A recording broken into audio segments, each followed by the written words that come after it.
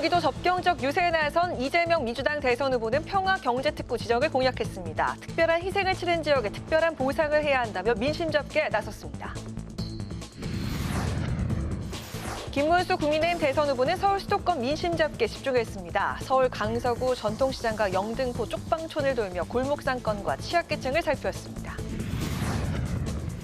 이준석 개혁신당 대선 후보는 이틀째 광주에서 유세를 펼치며 지역 현안을 점검했습니다. 보험보수 단일화 요구에 대해선 구태처럼 보일 수 있다고 강하게 거부했습니다. 청년 정치인의 시각으로 정치권의 쟁점과 흐름을 짚어보는 청년말수.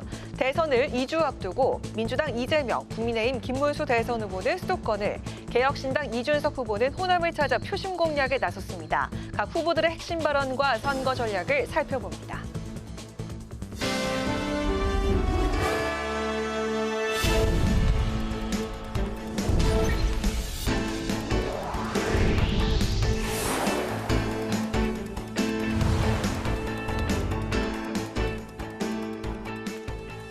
여러분 안녕하십니까. 5월 20일 화요일 국회 라이브 6 시작하겠습니다.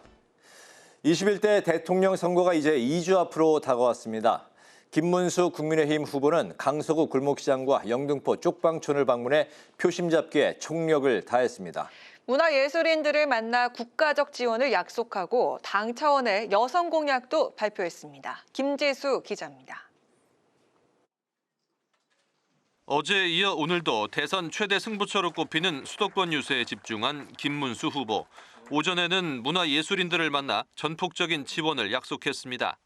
재정을 투입하고 국가가 책임을 지고 문화예술을 창달하고 지원하는 것. 이것은 대통령의 중요한 책무 중에 하나로 생각합니다. 민간 부문의 문화예술을 활성화하기 위한 법적 기반을 마련하겠다는 겁니다. 박물관과 미술관의 지역 분관을 설치하고 권역별 공연 예술의 거점을 확대해 모든 지역을 문화의 중심지로 만들겠다고 공약했습니다. 강서구 남부 골목시장 유세에서는 시장을 활성화시키는 시장 대통령이 되겠다고 강조했습니다. 커피 원가 120원 발언도 다시 한번 언급하며 이재명 민주당 후보를 거듭 비판했습니다. 저는 커피 원가가 120원이라고 말한 거 없죠? 이재명 후보가 유세 중 방탄복을 입고 연설하는 것에 대해서는 자신은 방탄조끼, 방탄유리가 필요 없다고 강조했습니다. 취약계층의 주거 환경을 살피기 위해 영등포 쪽방촌도 찾았습니다. 이 중 일부가 임대주택으로 재개발된 것을 언급한 김 후보는 국고 지원을 통해 지방의 주거 환경도 개선해야 한다고 주장했습니다. 한편 국민의힘은 부분 근로자 대표제를 당 차원의 여성정책 공약으로 내놨습니다. 부분 근로자란 근로 형태나 직무 특성에 따라 근로 시간을 다르게 정할 필요가 있는 근로자를 뜻합니다. 부분 근로자 대표제가 도입되면 여성이나 비정규직 근로자들의 의사만으로도 근로 조건 변경이 가능해집니다. 또 자궁경부암 백신을 건강보험에 적용시키고 여성이 안심하고 거주할 수 있는 여성 안전주택 인증 제도도 도입하겠다고 약속했습니다. 국회 방송 김지수입니다. 이재명 더불어민주당 대선 후보는 경기 북부 접경 지역을 찾아 특별한 보상을 하겠다고 강조했습니다. 또 재외국민 투표 시작에 맞춰 해외 동포들에게 소중한 한 표를 행사해달라고 당부했습니다. 김동희 기자입니다. 재외국민 투표 첫날, 이재명 후보는 온라인으로 해외에 거주하는 교민들의 고민과 제안을 들었습니다. 교민들이 1박 2일 동안 비행기를 타고 이동해 투표하는 상황을 들은 이 후보는 임시투표소 설치를 고려하겠다고 밝혔습니다. 이 후보는 힘든 여건이지만 꼭 투표를 해달라고 당부했습니다. 의정부와 고양, 파주, 김포를 돌며 안보의 중요성을 강조한 이 후보는 희생엔 보상이 따르게 하겠다고 약속했습니다. 땅도 못 쓰고 개발도 못하고 그 피해를 보는 대신에 대한민국 국민들은 안보 이익을 누렸지 않습니까? 특별한 희생을 치른 데 대해서는 특별한 보상을 해. 이틀 연속 수도권에서 시민들을 만난 이재명 후보는 공정하고 희망이 있는 나라를 만드는 데 함께해달라며 지지를 호소했습니다. 지속 성장의 유일한 길은 포용 성장이라고 강조한 이 후보는 불평등과 불공정 격차를 시정해야 한다고 밝혔습니다. 특히 노동자가 안전하게 귀가할 수 있는 나라를 만들겠다고 강조했습니다. 누군가를 죽거나 심하게 다치게 하면 중대재해에서 엄하게 처벌을 하겠다.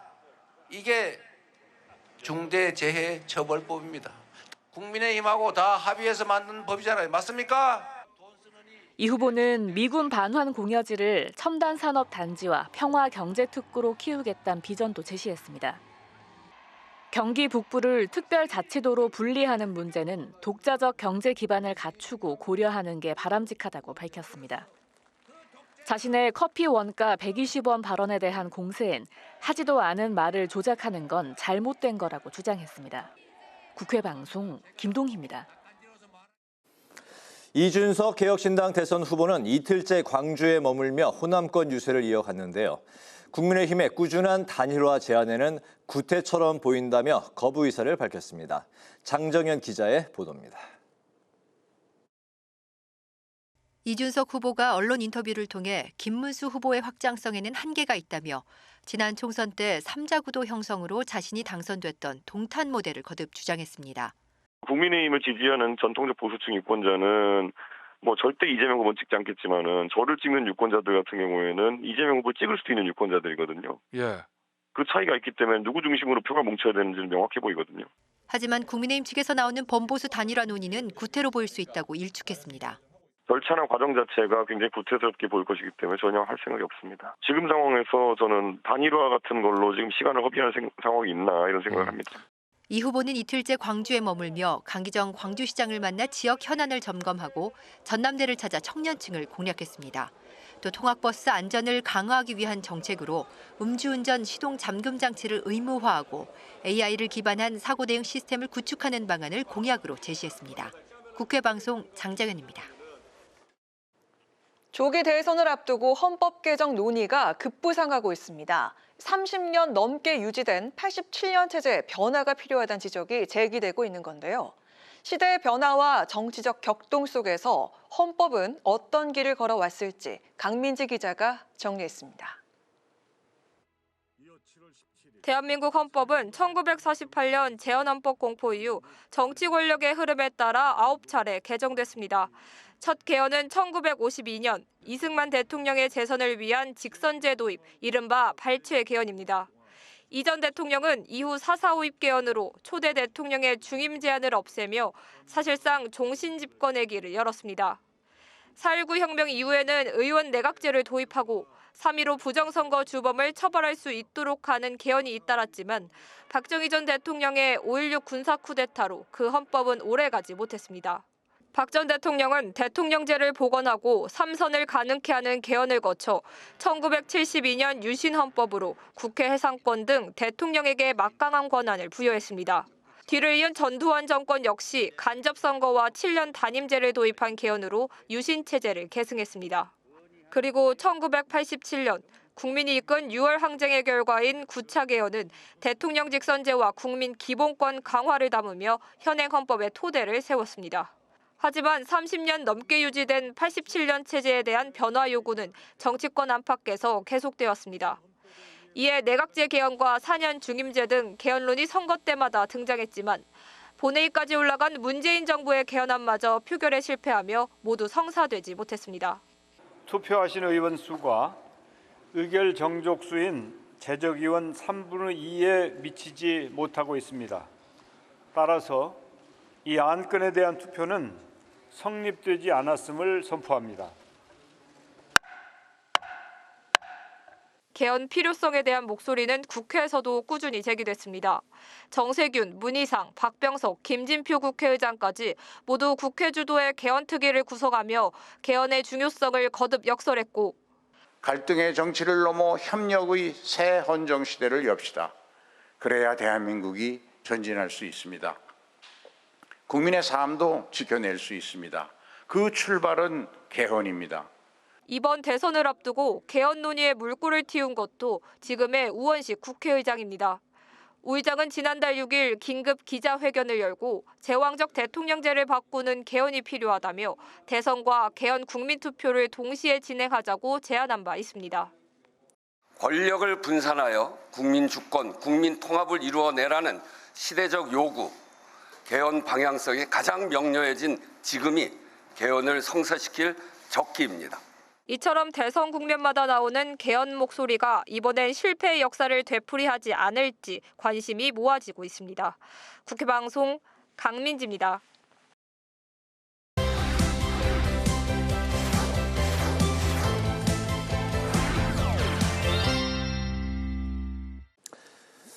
네, 오늘 이슈픽 서완한 개건 기자와 함께 선거운동이 한창인 가운데 후보 배우자들의 지원 이야기를 나눠보겠습니다. 서 기자, 어서 오십시오. 네, 안녕하십니까? 대통령 선거가 되면 배우자들 일정도 이제 바쁠 수밖에 없을 텐데 이재명 후보와 김문수 후보 배우자 선거 지원이 분위기가 이제 많이 다르다고요?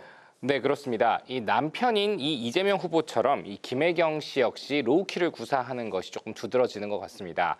김 씨는 주로 이 비공개 일정 위주로 지원 활동을 하고 있는 상황인데요. 네. 정치권에서는 이 법카 유용 사건으로 재판을 받고 있는 점을 고려했다라는 얘기가 나옵니다. 실제로 김 씨는 지난 2022년 대선 때에는 이 후보와 함께 공개석상에 자주 모습을 비쳤었기 때문입니다. 하지만 최근에는 비공개 또 종교계 인사 일정 중심으로 일정들을 소화하는 모습입니다. 어제는 이 수도권 지역을 돌면서 종교계 인사들과 비공개 면담을 가졌고 지난 16일부터 18일에는 호남 지역에서 이 개신교와 천주교 또 불교 등 종교계 인사들을 비공개로 만났습니다. 네, 아무래도 이제 재판 중이니까 이제 조심스러운 행보를 이어갈 수밖에 없을 것 같은데 반면에 김문수 후보의 배우자 설란영 씨 같은 경우는 언론 인터뷰도 하고 공개 행보를 이제 활발히 이어가고 있는 상황인데 오늘 국민의힘에서는 이제 그런 분위기 때문인지 대통령 후보 배우자들의 TV 토론회를 제안을 했어요. 네, 그렇습니다. 말씀하신 것처럼 이 설란영 씨는요, 언론사와 직접 인터뷰도 하고 또 유튜브 채널에 출연을 하는 등 적극적으로 움직이고 있습니다. 네. 이 과거 민주화 운동을 했던 설 씨의 스타일이 김혜경 씨와는 다르게 보인다라는 평가가 나오는 대목이기도 한데요. 네. 특히 설란영 씨는요, 김혜경 씨 논란에 관련해서 언론에서 거듭 거론을 하고 있습니다. 이 법인카드를 따로 개인이 어떻게 한다든가는 상상할 수도 없다라면서 언론 인터뷰에서 거듭 발언을 하며 되레 김문수 후보는 청렴하다는 점을 강조하고 있는 겁니다.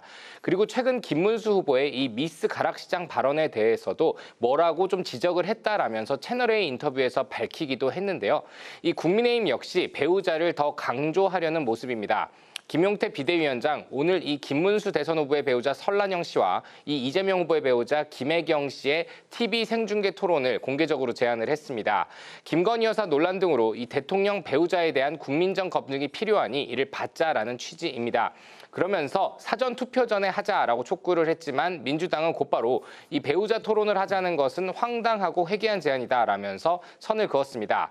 이 지지율 조사에서 앞서고 있는 이재명 후보의 로우키 전략처럼 김혜경 씨도 로우키 행보를 구사하고 있는 만큼 이 배우자 간의 TV 토론회는 성사될 것이 좀 어려워 보입니다. 네, 선거에서 이기기 위해서 이제 필요한 게 두 가지다 이런 이야기 이제 많이 하는데 하나가 조직이고 또 하나가 돈 이야기를 이제 많이 합니다. 오늘 돈 이야기를 좀 해보려고 하는데 국민의힘은 이제 펀드를 통해서 자금을 조달한다 이런 계획인데 19분 만에 목표액을 채웠다고요? 네, 그렇습니다. 국민의힘은 어제 이 김문수 대선 후보의 선거 자금을 마련하기 위해서 김문수 문수 대통펀드를 출시했는데요. 19분 만에 목표액 250억 원을 돌파했다라고 밝혔습니다.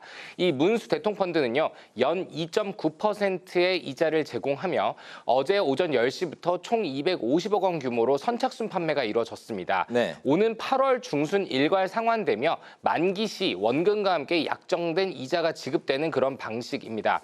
개인별로 5만 원 이상 그리고 투자 한도는 없이 국민 누구나 참여 가능한 크라우딩 펀딩 방식이었는데 예상보다 빠른 마감에 국민의힘 목표액을 조금 더 높여서 20억 원가량을 추가로 받았다고 합니다. 대선에서 득표율 15% 이상을 받으면 선거 자금을 전액 보전받을 수 있기 때문에 사실 대선에서 펀드를 활용하는 것은 최근의 주된 흐름이기도 했습니다. 지난 2012년 박근혜 당시 새누리당 후보는 약속펀드, 또 문재인 당시 민주통합당 후보는 담쟁이 펀드를 운영했고 지난 2022년 대선에서도 이재명 펀드는 109분 만에 목표액 350억 원을 또 윤석열 국민펀드도 17분 만에 270억 원의 펀딩을 달성한 바가 있기도 합니다. 네, 그렇군요. 민주당은 이번에는 펀드 대신에 좀 특이한 방식 대출을 선택을 했습니다. 펀드로 자금을 이제 뭐 좀 융통하는 것도 어렵지 않았을 것 같은데 이번에 대출을 선택한 이유 좀 어떻게 찾을 수가 있을까요? 네, 제가 사실 최근에 트렌드라고 말씀드렸잖아요. 네. 민주당 역시 원래는 지난 대선과 같이 350억 원 규모의 선거 비용 마련을 위해서 이재명 펀드를 준비를 해왔었습니다. 그리고 오늘과 내일 중에 원래 출시를 할 예정이었지만 민주당을 사칭하고 펀드를 모집해서 그 돈을 갈취하는 문제가 발생하면 심각한 문제가 될 수 있다라는 판단하에 네. 이를 바꿔서 은행 대출로 진행하기로 계획을 바꿨습니다. 이 김윤덕 중앙선대위 총무본부장은요, 어제 이 여의도 당사에서 진행된 브리핑을 통해서 민주당이 자체적으로 펀드를 모집할 경우 말씀하신 것처럼 1-2시간 만에 마감을 할 수 있다라면서도 만에 하나 민주당을 사칭하고 펀드를 모집해서 누군가 그 돈을 갈취하면 심각한 문제가 생길 수 있다며 이 펀드 모집 취소 배경을 설명을 했습니다. 네. 실제로 최근에 이 중앙선대위 관계자나 국회의원 보좌관 등을 사칭해서 허위로 선거용품을 주문하거나 식당 등에 가서 선결제를 요구하고 노쇼가 발생하는 등의 논란이 된 바가 있는데요. 민주당은 대신에 선거 자금은 은행 대출로 진행을 하고 오는 8월 이 비용을 보전받게 되면 이 대출을 갚는 식으로 진행하기로 했습니다. 한편 중앙선관위 이번 대선에서 책정한 선거 비용 제한액은 588억 원 수준인데 이는 지난 20대 대선보다 75억 원가량 늘은 수준입니다. 이를 초과 지출할 경우에는 공직선거법 위반으로 처벌을 받게 되는데요. 지난 20대 대선의 경우에 보면 선거 비용 제한액이 513억이었는데 이 중에 민주당은 487억 원을, 국민의힘은 425억 원을 지출한 바 있습니다. 선거에 무슨 돈이 그렇게 많이 들까 싶으시겠지만 사실 어제 저희 집에도 이 선거 공약 자료들이 왔는데 이 종이를 몇 장으로 하냐, 한 장 더 늘리느냐에 따라서 가격이 다 달라지게 됩니다. 크기에 따라서도 가격이 네. 다르고요. 이게 수천만 가구의 자료가 들어가야 되기 때문에 큰 금액이 됩니다. 그런 측면에서 선거 자금은 캠프가 돌아갈 수 있게 하는 가장 큰 원동력 중에 하나인데 펀드와 대출로 이 각각 자금을 융통한 두 캠프가 이번 대선에서는 얼마를 쓰고 또 그 결과가 몇 %의 득표율로 나올 것인지는 역시 지켜볼 부분인 것 같습니다. 네, 이슈픽 여기까지 듣겠습니다. 서완한 개건 기자와 함께했습니다. 말씀 잘 들었습니다. 고맙습니다.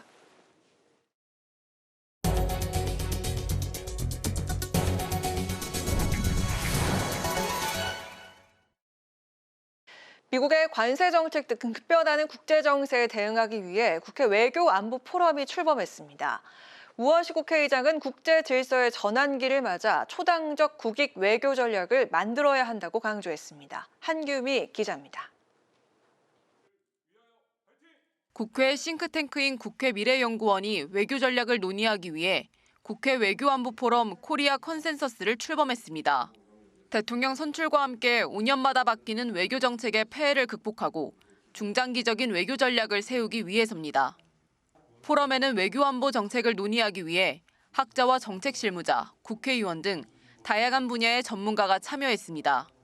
우원식 국회의장은 트럼프 2기 행정부 출범 이후 국제 질서가 급격한 변화를 겪고 있는 만큼 초당적 협력이 중요하다고 강조했습니다. 비전과 철학이 다른 각 정당이 초당적으로 협력한다는 것은 물론 쉬운 일은 아닙니다. 그러나 그렇기 때문에 당파적 이익을 넘어서 국익 중심의 장기 전략을 함께 설계하고 지속하도록 만드는 협력의 제도화가 꼭 필요합니다. 우 의장은 중장기적인 관점에서 국회가 중심을 잡고 외교 정책의 길을 찾아야 한다고 말했습니다. 국회가 나서고 또 우리가 나서서 불안정성을 해소시키는 역할 매우 중요한 일이기도 하고 중장기적 차원에서 어떻게 국익을 바로 세우고 또 국가 비전과 전략을 입안할 것인가. 포럼 발족 기념 세미나에서는 미국이 한국의 가장 중요한 동맹국이지만 앞으로는 비용과 리스크 발생도 감수해야 한다는 의견이 나왔습니다. 미국은 여전히 압도적으로 한국의 중요한 나라다. 우리가 지금까지로 주로 동맹의 혜택을 받아왔다면 트럼프 시대 들어서 이상하게 이제는 동맹의 그 비용 혹은 리스크도 발생할 수 있는 이런 상황.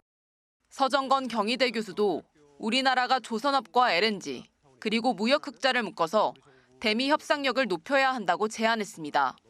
코리아 컨센서스 출범식에는 주호영 국회 부의장과 더불어민주당 조정식, 정동영, 김태년, 김영배 의원, 국민의힘 이인선, 김기웅 의원, 그리고 조국혁신당 김준영 의원 등이 참석했습니다.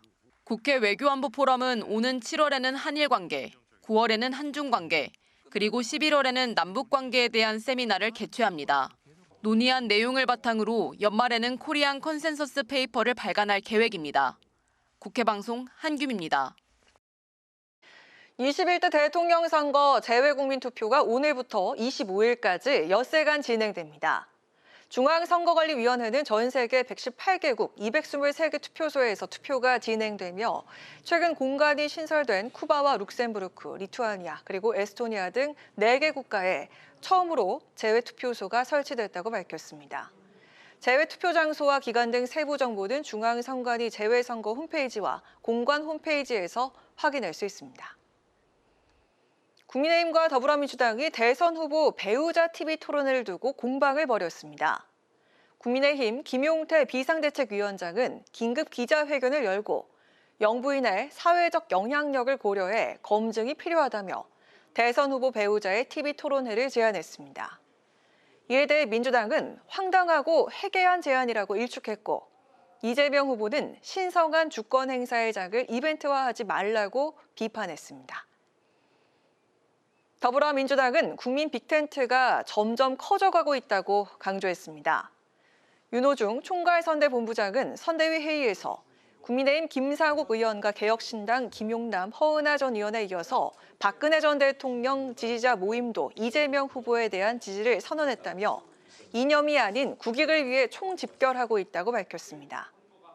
국민의힘 김용태 비상대책위원장은 오늘 새미래민주당 전병헌 대표와 회동하고 이재명 민주당 후보 집권 저지와 7공화국 개헌을 위한 통큰 협의를 계속하기로 했습니다.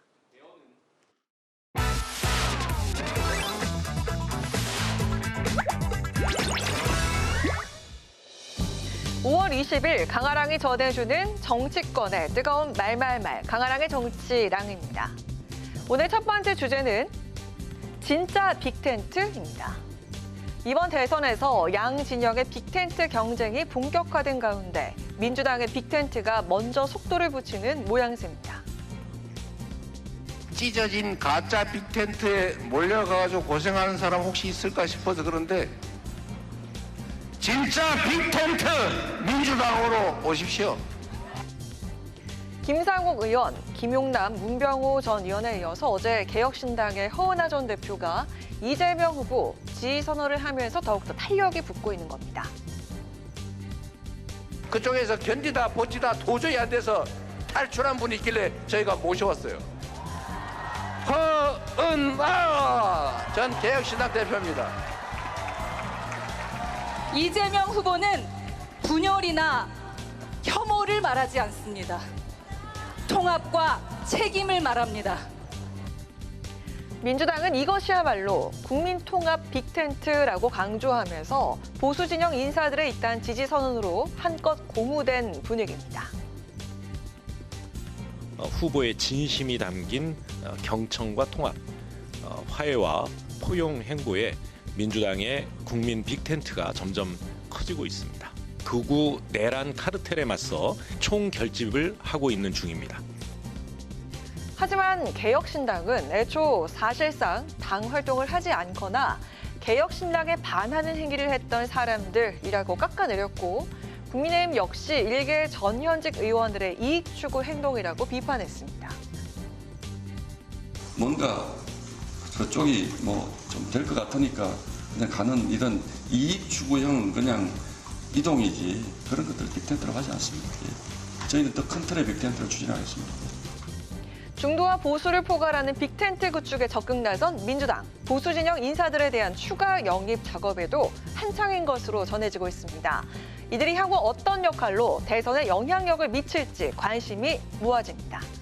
이어서 두 번째 주제는 하와이 특사단의 성과입니다. 홍준표 전 대구시장의 선대위 합류를 설득하기 위해 미국 하와이로 떠난 국민의힘의 이른바 하와이 특사단의 성과에 이목이 집중됩니다. 쇼하듯이 미국에 찾아가고 이런 거 보인다고 해서 돌아오겠습니까? 지금 그냥 보여주기 식으로 하는 것이다. 국민의힘으로 돌아가서 정치를 하시지는 않으실 것 같습니다. 국민의힘을 탈당한 뒤 하와이로 떠난 홍 전 시장은 SNS 커버 사진을 푸른색 정장과 넥타이를 착용할 사진으로 변경하면서 민주당 지지를 선언한 게 아니냐는 해석을 낳기도 했습니다. 이후 4시간 뒤 붉은색 넥타이를 착용할 사진으로 다시 변경한 바 있습니다. 원래 그 색깔이 우리 한나라당 때 우리 색깔이었어요. 정치에 입문했을 때 이제 초심으로 돌아가겠다 하는 그런 마음이 많이 깔려 있었던 것 같아요. 그래서 제가 와서 바로 이렇게 바꿔드렸습니다. 절대 오해가 없었으면 좋겠다 이런 말씀을 드립니다. 이처럼 홍 전 시장이 민주당과 손잡을 일은 절대 없을 거라는 특사단의 전언도 이어졌습니다. 현재 단일화 여부에 단호하게 선을 긋고 있는 개혁신당 이준석 후보와의 향후 협상 과정에서 홍 전 시장이 결정적인 역할을 할 것이란 계획도 일단은 내놨습니다. 선대위에 합류를 하셔가지고 선거운동을 나가신다면 또 그 단일화 과정에서 아주 중요한 역할도 하실 수 있다. 결국 단일화나 어떤 협상의 과정, 대화의 과정은 신뢰관계가 있는 사람이 나설 때 효과를 볼 수 있지 않겠습니까? 경선 후보에서 이제는 공동선대위원장으로 그 누구보다 선거 현장에서 열심히 뛰고 있는 안철수 의원 또한 이준석 후보에게 간곡한 만남을 요청할 상황이기도 합니다.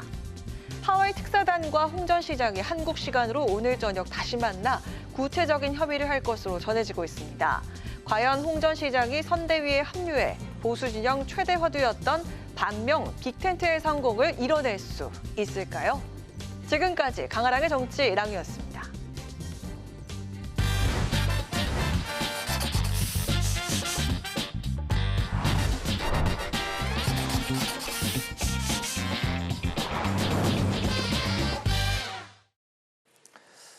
네, 청년 정치인의 시각으로 정치권의 핵심 쟁점과 흐름을 살펴봅니다. 청년 맞수 박성민 민주당 선대위 부대변인, 박민영 국민의힘 선대위 대변인 두 분과 함께하겠습니다. 어서 오십시오. 반갑습니다. 반갑습니다.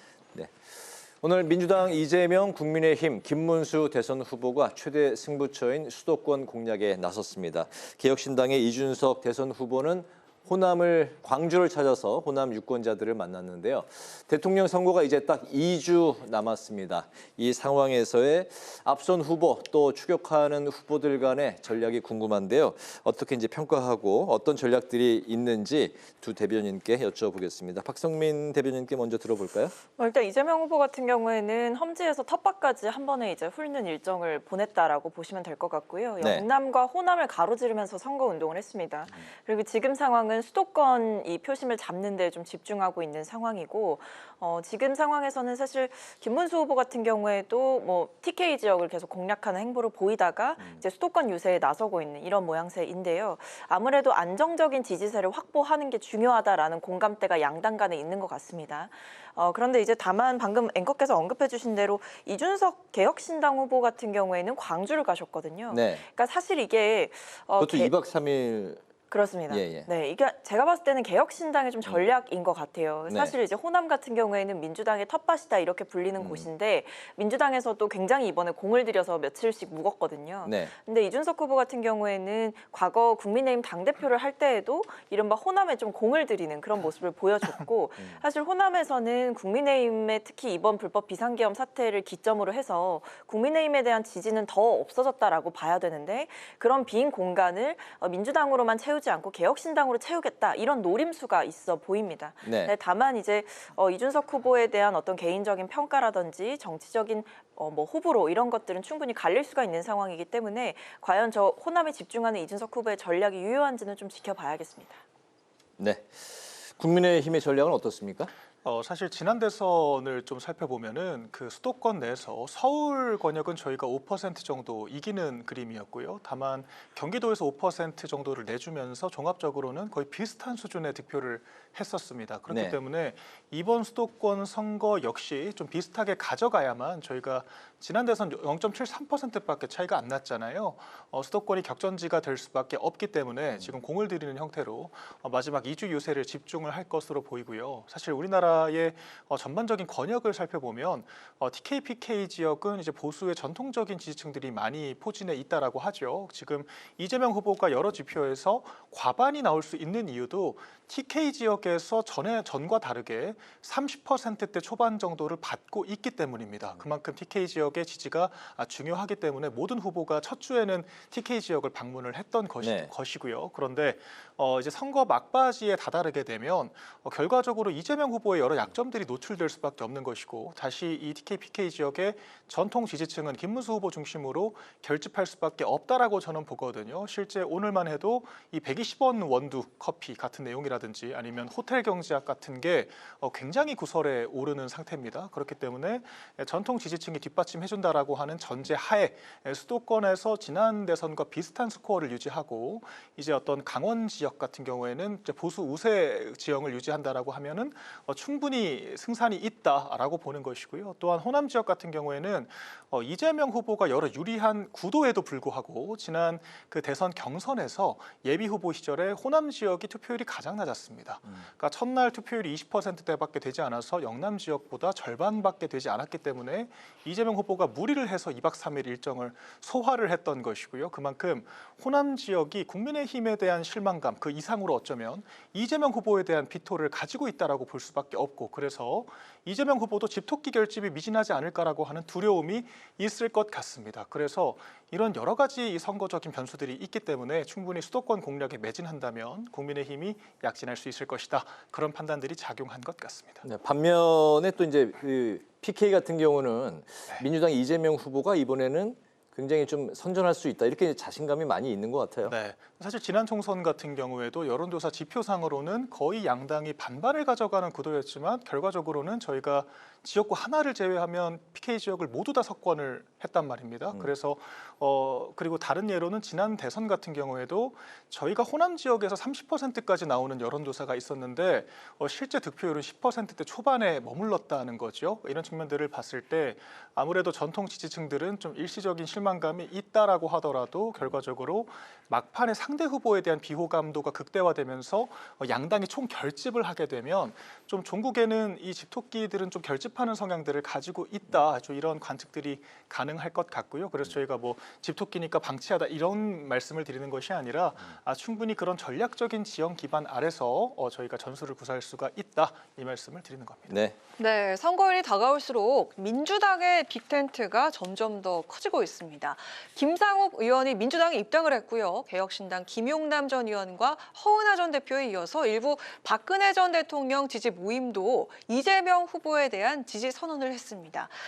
박성민 대변인께 먼저 여쭙도록 하겠습니다. 앞으로 이 민주당의 빅텐트 더 커질까요? 이재명 후보 측의 빅텐트 어떻게 보십니까? 뭐 단언하기는 어렵습니다만 충분히 더 커질 여지가 있다라는 생각이 듭니다. 뭐 민주당에서 접촉하고 있다라고 밝혔던 인사들도 있지만 그것과 별개로 자발적으로 지지를 이렇게 표명해 주시는 분들이 계신 거거든요. 그렇기 때문에 충분히 선거 국면이 계속 지금 본격화되고 있는 상황 속에서 어떤 국민의힘의 전략이라든지 국민의힘의 어떤 애매모호한 입장들을 보시면서 실망한 보수 유권자들 혹은 보수층에서 계속 활동해 오셨던 분들 입장에서는 민주당에 가서 어떤 국가의 정상화에 기여를 해야겠다. 혹은 민주당을 지지함으로써 이 국민의힘 정신 차리라라는 말씀을 하고 싶어 하시는 분들이 꽤 계실 것 같다라는 생각이 들어서 저는 사실 지금 민주당의 빅텐트라는 게 어떤 이념이라든지 노선으로 만들어지는 빅텐트가 아니라 사실은 정말 뭐 이념과 노선 상관없이 국가 정상화, 정말 대한민국의 정상화를 위해서 상식으로 뭉치는 상식적인 빅텐트다라는 생각이 들거든요.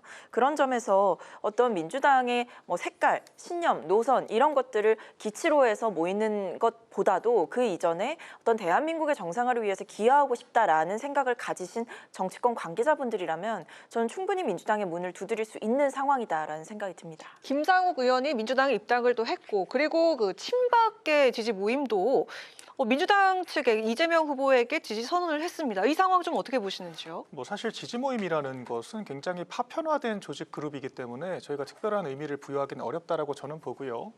김상욱 의원 같은 경우에는 사실 국민의힘 정체성을 가지고 있다고 보기가 어렵죠. 저희가 지난 6개월 동안 어떤 정체성을 가지고 있는지 충분히 국민들께서 판단을 하셨으리라 생각을 하고요. 실제로 과거에도 문재인 전 대통령 지지 선언을 했던 사람입니다. 또한 울산 지역에서 소위 이제 친문 계열 변호사 변호사 밑에서 일명 새끼 변호사를 했다라고 해서 저희 보수 정체성이 강하지 않은 사람이고 지금 그래서 제자리를 찾아갔다라고 저는 생각을 하거든요. 그리고 이 개혁신당 그 전직 의원들 같은 경우에는 오히려 국민의힘을 먼저 떠났던 사람들이기 때문에 뭔가 지금 민주당이 구색 맞추기식으로 좀 어설픈 빅텐트를 치고자 하는 것이 아닌가. 과연 저분들이 보수 진영을 대표하는 분들이라고 할 정도의 상징성이 있는가? 그런 의구심이 들 수밖에 없습니다. 또한 김상욱 의원 같은 경우에는 굉장히 이율 배반적인 메시지를 던지고 있죠. 솔직히 보수 진영에서 실력으로 당선된 게 아니지 않습니까? 국민추천제라고 하는 일종의 할당제를 통해서 들어왔고요. 국민의힘 간판이 없었다라고 하면 언감생심 1%는 득표했겠습니까? 실력이 없는 상태에서 기회주의적으로 판단을 하는 것이고 민주당에 가서도 이재명이야말로 진정한 보수주의자이자 진정한 진보주의자다. 이런 메시지를 지금 던지고 있습니다. 그런데 과연 대법원장까지 탄핵시키겠다라고 하고 대법관을 100명을 임명하겠다라고 하는 이런 기상천외한 주장을 펼치는 집단과 그 후보가 과연 진정한 보수주의자라고 할 수 있는 건가? 결론적으로 기회주의적인 행보에 아무런 감동도 느낄 수가 없다라고 저는 생각을 하고요. 이런 것들을 빅텐트로 홍보해야만 하는 이 민주당의 절박감도 이해는 됩니다. 근데 사실 김상욱 의원을 그렇게까지 말씀하시는 거는 좀 아닌 것 같아요. 왜냐하면 제가 김상욱 의원과 개인적인 안면은 없습니다. 잘 모르는 사이인데 사실 이제 계엄 이후에 어떤 윤석열 전 대통령의 불법 비상계엄에 대해서 반대를 하고 그리고 표결에 참여를 하고 탄핵에 대한 정당성을 강변했던 김상욱 의원의 말들은 진영을 떠나봤을 때에도 상식적인 말들이었고 헌법기관인 국회의원으로서의 역할에 저는 충실했다라고 생각을 합니다. 근데 그 뒤에 국민의힘에서 김상욱 의원을 취급했던 것들을 보면 사실상 집단적인 따돌림을 했다라는 생각이 들거든요. 근데 그러다 보니까 김상욱 의원이 사실 계엄 이후에 바로 탈당해서 민주당에 온 게 아니지 않습니까? 김상욱 의원도 국민의힘 안에서 어떤 희망을 찾으려고 노력을 했던 거고 국민의힘 안에서 그 구성원들과 부대끼면서 뭔가 개선을 해보려는 노력 그리고 국민의힘이 좀 절치부심해서 바뀌어야 된다라는 메시지를 여러 차례 냈는데 당내에서 어떤 가시적인 변화가 보이지 않다 보니까 김상욱 의원 입장에서도 이런 당에서 정치를 하는 것이 맞을까라는 고민이 있었을 걸로 보이고 정치인의 선택에 대한 평가는 유권자들께서 국민들께서 하시는 것이지만 그럼에도 김상욱 의원이 민주당에 올 수밖에 없었던 그 상황에 대해서 한번 국민의힘에서 성찰이 필요하지 않을까라는 생각은 듭니다. 네. 제가 좀 반박을 드리자면 짧게 부탁드릴게요. 민주당 같았으면 김상욱 의원은 진작에 제명당했을 겁니다. 그 정도로 아무런 당론도 협조를 한 바가 없고요. 심지어는 독소조항으로 가득한 특검까지도 계속해서 찬성표를 던졌던 것이 김상욱 의원입니다. 또한 회사가 돈을 버는 것만큼 정당이 정권 창출을 하는 것은 당연 명제거든요. 원죄가 있으니까 정권 창출을 하지 말자라고 할 거면 정당에 적을 두고 활동을 할 이유가 없는 거죠. 그렇기 때문에 저희가 별다른 제명이나 이런 징계 조치를 한 것도 아니고 자발적으로 자신의 메시지를 내고 자기 정치를 한 것을 오히려 저희가 자유로운 당내 민주주의 아래서 지켜봤다. 그런데 오히려 이제 이런 것들을 자신의 자기 정치의 기회로 삼고 차라리 제가 무소속으로 갔으면 이해라도 하겠습니다. 민주당에 입당을 해서 탄핵이 문제다, 그러니까 비상계엄 문제다라고 하면 31차례 줄탄핵과 지금 그 사법 질서까지 완벽하게 무너뜨리려고 하는 이런 시도들은 그런 문제가 없는 건가요? 이런 것들에 대해서는 일말의 비판조차 하지 않고 이런 반헌법적인 입법 폭거에 대해서는 당연하고 진정한 보수주의자라고까지 평가를 하는 게 과연 일관된 행보라고 볼 수 있을까? 저는 그렇지 않다라고 생각을 하고요. 3년 뒤에 정치권에서 깨끗하게 사라질 거라고 저는 생각합니다. 글쎄요, 저는 근데 그만큼 국민의힘의 이 원죄라는 표현을 쓰셨는데 이 불법 비상계엄에 대해서 사실 그 비상계엄이 있었던 당일에도 국민의힘 의원들 다수는 당사에 있었고 해제 표결에 참여하지 않았어요. 그 뒤에도 사실 지금 드러나고 있는 내용들을 보면 국민의힘 중진 의원들, 특히 추경호 의원이라든지 나경원 의원이라든지 윤석열 전 대통령이 통화했던 내역이 이제 드러나고 있는 상황이고 그 뒤에도 헌재로 몰려가서 시위를 하고 체포영장이 집행될 때에는 관저로 몰려가서 시위를 하고 이런 방식으로 윤석열 전 대통령을 옹호하고 비호하기 위해서 애썼던 게 국민의힘이었습니다. 그리고 아직까지도 최근에 있었던 후보자 토론회에서도 김문수 후보 같은 경우에는 내란에 대해서 판단은 좀 지켜봐야 된다라고 이야기를 하고 계시잖아요. 이런 당에서 어떻게 상식을 이야기하고 어떻게 민주주의를 얘기하고 어떻게 정치의 본령을 이야기를 하겠습니까? 김상욱 의원의 고민이 저는 깊었다라고 생각합니다. 그러니까 이게 정당 거기까지만 할게요. 계속 먼저 발언을 하셨고 제가 반론을 하는데 계속 재발론 기회를 주시고 저한테 발언을 안 주시니까 지금 공평하게 2번씩 드린 것 같아요. 그래요? 제가 먼저 말씀하시지 않았나요? 네. 드렸고 네. 또 드렸고. 먼저 하시고 마지막에 하시니까 제 입장에서는 저번에도 짧게 짧게. 예, 그래서 만약에 그런 얘기를 할 거면 김상욱 의원이 민주당의 입법 폭거에 의해서 여당과 정부가 고통을 받을 때 적극적으로 나섰어야 하지 않았을까요? 그런데 그 당시에 민주당이 입법 폭거를 하고 줄탄핵을 할 때는 한마디도 하지 않다가 저는 비상계엄이 터지고 나서 김상욱이라는 이름을 처음 들어봤습니다. 그래서 만약에 정당의 책임을 묻고 쓴소리를 하려면 그만큼 정당의 애정을 가지고 정당이 힘들 때 목소리를 보태줬어야 그 말의 진정성이 있는 것인데 당이 힘들 때만 자해적인 목소리를 내기 때문에 저희가 기회주의적이라고 보는 것이다. 이렇게. 네, 저 딱 한 문장만 말씀드리고 싶은데 할 수밖에 없는 상황이라. 입법 폭거 얘기를 하시는데요. 거부권 폭거가 있었습니다. 민주당이 입법을 통과시키면 뭐합니까? 국회에서 법을 통과시켜도 윤석열 전 대통령이 줄줄이 거부권 행사했잖아요. 그 부분에 대해서는 헌재에서도 분명하게 밝혔다라는 말씀드립니다. 단독 처리를 했으니까 제2요구를 했겠죠. 근데 제2요구를 하니까 결과적으로 법안이 공표가 안 되지 않습니까? 잘못된 법이니까 알겠습니다. 네. 공표를 안 했던 것이겠죠. 네, 김상욱 의원에 대한 두 분의 입장 충분히 이해가 가고 옹호하고 비판하고 그런 입장들을 좀 많이 들어봤습니다. 이번에 그럼 박민영 대변인께 먼저 좀 말씀하실 수 있는 기회를 드릴게요. 국민의힘 이제 대선 경선 후에 탈당했었던 홍준표 전 시장 현재 미국 이제 하와이에 있는데 국민의힘에서 이제 특사단을 이제 보내지 않았습니까? 이 특사단이 보내온 바로는 김문수 후보 지지 의사를 이제 어제 밝혔다 이렇게 이제 주장을 한 상황이고 국민의힘 특사단은 또 이제 홍준표 전 시장이 단일화에서 중요한 역할을 할 수도 있다. 지금 이제 오늘 저녁에 또 2차 회동을 하는 것으로 이제 전해지고 있는데 은퇴 선언을 했던 홍 전 시장이 이번 대선에서 좀 어떤 역할을 할까요? 사실 저희가 홍준표 전 시장에 대해서 좀 지나치게 주목을 하고 있는 측면도 있는 것 같습니다. 제가 비난을 하는 것이 아니라 홍준표 전 시장은 원래 굉장히 자유롭고 좀 자기애가 강한 분이세요. 그래서 지난 대선 같은 경우에도 돌이켜보면 윤석열 후보가 경선에서 승리한 뒤에 홍준표 후보가 유세를 도와준 적이 없습니다. 그래서 지난 대선 때도 심지어 출구조사 발표 현장에서도 홍준표 후보는 아프다고 하면서 참석을 안 했거든요. 또한 이 대선이 끝나자마자 대구로 내려가겠다라고 이제 지방선거 출마를 공식화를 했었죠. 그렇기 때문에 오히려 지금 보여주시는 모습은 좀 그렇게 다를 바가 제가 보기엔 없다라고 생각을 합니다. 또한 그 행동의 옳고 그름에 대해서는 당원들과 국민들께서 판단을 하시는 거고요. 저는 오히려 홍준표 전 시장이 이렇게 좀 자신이 주인공이 되는 선거에만 집중을 해왔기 때문에 결정적인 순간에 당원들께서 조금은 비토하는 측면도 있다라고 저는 보이거든요. 그래서 한편으로는 홍준표 우리 전 시장이 지금 국민의힘을 비판하는 바로 그 논리가 당원들이 홍준표 전 시장을 또 비판하는 논리와 같을 수도 있습니다. 그러니까 파편화되고 자기 정치 중심으로 돌아가는 국민의힘의 모습 그리고 자기 선거가 아니라고 하와이로 떠나버리는 홍준표 전 시장의 모습 저는 상당히 닮아 있다라고 생각이 되거든요. 그래서 홍준표 전 시장이 오히려 좀 민주당 이재명 후보를 막 지지 선언까지 할 수도 있다 이런 식의 위기감이 보수 진영을 엄습했던 것은 맞지만 지금은 이제 김문수 후보 중심으로 뭉치자라고 한 목소리를 내준 만큼 저희가 추가적으로 홍준표 전 시장에게 더 과한 도움을 막 요청하고 전 그럴 정도의 상황은 아니다. 지금 정도가 딱 적당선이다 이렇게 보고 있습니다. 현재 후보 지지 의사를 밝힌 게 딱 적당선인 것 같다. 네. 근데 홍준표 전 시장 같은 경우에는 저는 적극적으로 나설 생각은 없는 것 같아요. 네. 그러니까 어느 정도의 전원을 통한 소극적 지지에 머무르는 것이지 선거 유세장에 귀국을 해서 나타난다던가 아니면 SNS를 통해서 국민의힘에 계속 쓴소리를 하는 걸 멈추겠다라는 선언을 한다던가 이런 구체적인 행동 없이는 사실 홍준표 전 대구시장의 지지자들까지 김문수 후보가 끌어안기는 좀 어려운 상황이 아닌가라는 생각이 들고 경선 과정에 후유증이 진하게 남아있는 상황이기 때문에 사실 홍준표 전 대구시장을 위해서 특사단을 파견하고 해도 쉽게 풀릴 마음은 아닌 것 같다라는 생각은 듭니다. 네. 네, 이런 가운데 한동훈 전 국민의힘 대표가 오늘 부산을 시작으로 2박 3일 동안 김문수 후보 지원 유세에 나섰는데 당 선대위에 들어가지 않고 개별적으로 유세를 이어갔습니다. 박민영 대변인께 또 먼저 여쭙도록 하겠습니다. 네. 이렇게 따로 하는 지지 유세가 김문수 후보 지지율에 또 얼마나 도움이 될지 그리고 이렇게 개별적으로 한 이유가 무엇일지 좀 들어볼까요? 일단은 저희는 한동훈 전 대표에 대해서 딴소리만 안 하는 것도 다행이다. 일단 이렇게 말씀을 드리고요.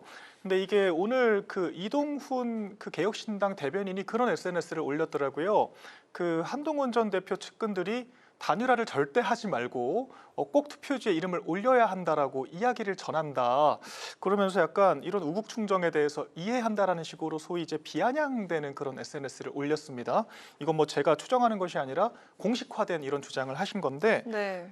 한동훈 전 후보가 만약에 그런 의중을 가지고 있는 게 아니라면 혹은 이동훈 대변인이 거짓말을 하는 것이라고 하면 명확한 좀 입장을 밝히고 정리를 할 필요가 있을 것 같아요. 과연 한동훈 전 대표 측이 이 선거 승리를 바라는 것은 맞는지, 혹은 그 일부 지지자들이 주장을 하는 것처럼 차라리 이재명 후보가 당선돼야 한동훈 전 대표가 당권을 먹는다라고 하는 이런 좀 뒤틀린 그런 애당심으로 행동을 하고 있는 것은 아닌가, 좀 그런 것들을 돌아볼 필요가 있다라고 생각을 하고요. 제가 들어오기 직전에 오늘 한동훈 전 대표가 어떻게 유세를 하는지를 좀 봤습니다. 그랬더니 네.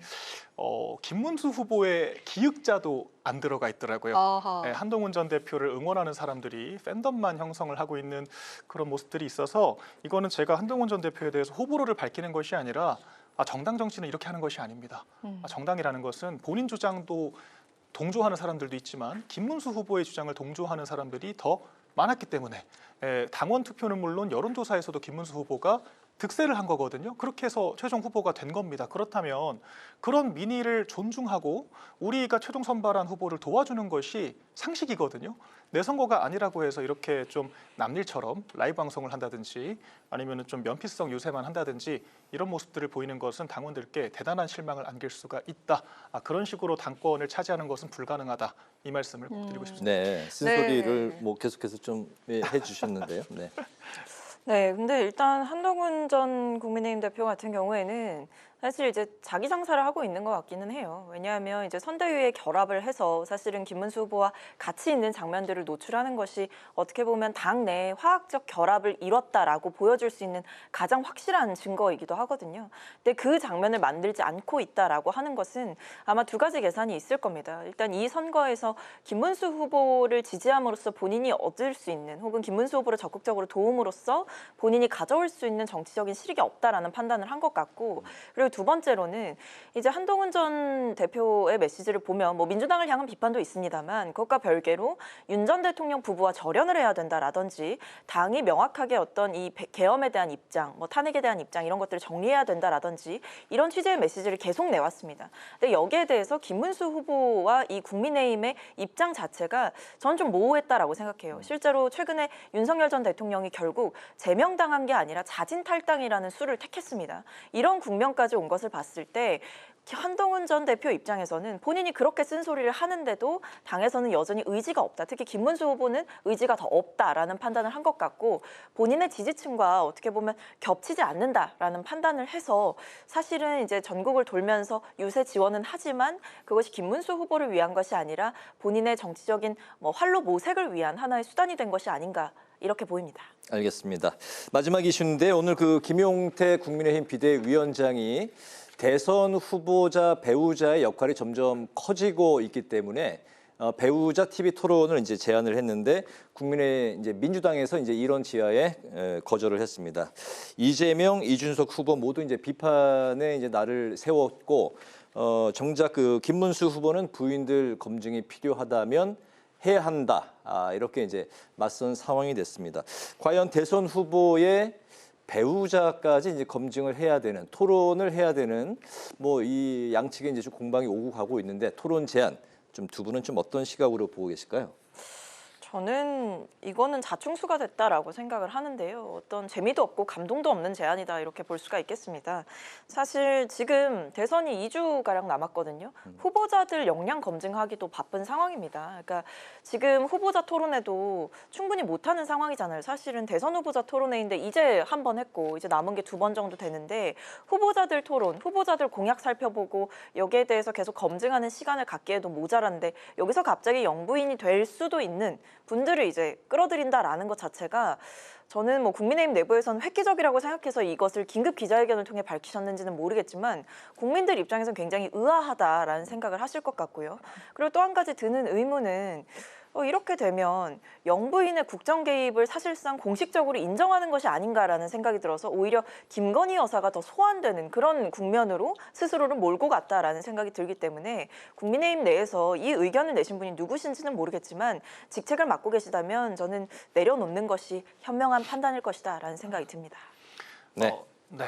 사실 이 주장을 저희가 처음 꺼내든 것이 아니라요. 김혜경 여사가 지난 대선에서 본인 입으로 직접 이야기를 했던 겁니다. 당시에는 김건희 여사가 더 약점이 많다라고 생각을 하셨는지 여러 유튜브 채널과 방송 등에 나가서 후보자 여사에 대한 검증도 끝장 토론을 해야 된다. 완전히 국민들이 납득하실 때까지 검증해야 된다. 이런 이야기를 거듭 하셨습니다. 지난 대선에서요? 맞습니다. 그런데 이번 대선에서는 설란영 여사가 공격할 포인트가 없었다라고 생각을 하시는 건지 갑자기 미온적인 태도를 보이고 있어서 조금은 좀 태도가 왜 달라졌을까라고 하는 의구심을 자아낼 수 있을 것 같고요. 실제로 이 김혜경 여사 같은 경우에는 지난 대선 때 여러 가지 선거법 위반, 법인카드 유용 등으로 기소를 당해서 현재 선거법 위반은 2심, 4실심에 유죄가 나온 상황이죠. 150만 원 벌금을 받았고 조금 빠르게 대법원 결론이 나왔다라고 하면 선거 유세 자체가 불가능한 지금 상황이라고 봐야 됩니다. 그렇기 때문에 설란영 여사와 비교되면 비교될수록 이런 과거 네거티브 사례들이 더 환기될 수밖에 없기 때문에 아무래도 토론을